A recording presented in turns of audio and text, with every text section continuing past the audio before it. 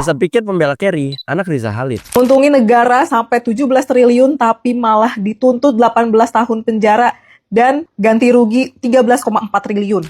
Beberapa hari ini ramai narasi yang bilang, khususnya dari Rubian mungkin ya, untungin negara 17 triliun tapi malah dituntut 18 tahun penjara dan ganti rugi 13,4 triliun. Kedengarannya emosional dan bikin simpati. Tapi pertanyaannya, apakah perkara hukum bisa disederhanakan sesimpel itu? Mari kita bahas.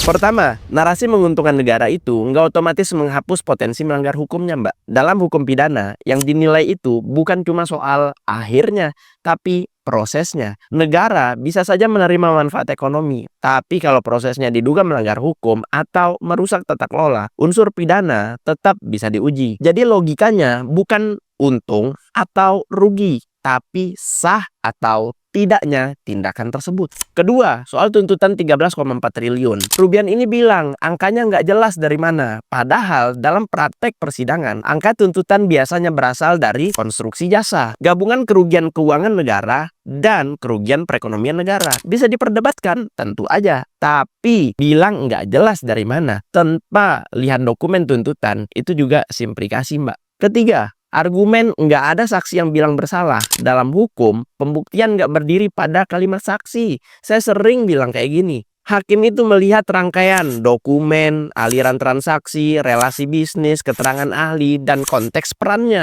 Jadi absennya pernyataan eksplisit bukan berarti otomatis nggak terbukti. Keempat, soal posisi pemegang saham atau beneficial owner. Dalam perkara korporasi, hukum sering melihat kendali, faktual, dan manfaat yang diterima. Bukan cuma jabatan administratif di atas kertas. Jadi status formal tidak selalu jadi tameng absolut. Kelima nih, kekhawatiran bahwa ini bikin orang takut kerjasama dengan pemerintah. Kekhawatiran itu valid secara psikologis, tapi perlu diluruskan. Yang beresiko itu bukan kerjasamanya dengan pemerintah, melainkan jika ada hubungan pelanggaran hukum dalam prosesnya. Faktanya, ada banyak ribuan bahkan jutaan proyek yang itu kerjasama dengan pemerintah, tapi nggak bermasalah karena memang dijalankan dengan baik. Intinya, perkara seperti ini memang kompleks. Publik boleh simpati, boleh kritis, tapi narasi yang terlalu hitam putih justru berbahaya bagi publik. Karena ujungnya, kebenaran perkara tetap ditentukan lewat proses pembuktian di pengadilan. Bukan potongan narasi yang diduga mungkin dibayar kayak gini. Gimana menurut kalian? Jangan lupa follow.